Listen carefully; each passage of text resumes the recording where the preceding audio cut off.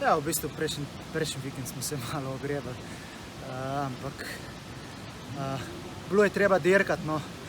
Danes pa je bila proga malo bolj tehnično zahtevna, zato smo mogli na kar parih koncih malo upočasniti čoln, ampak mislim, da ključ do današnje zmage je bil v bistvu ta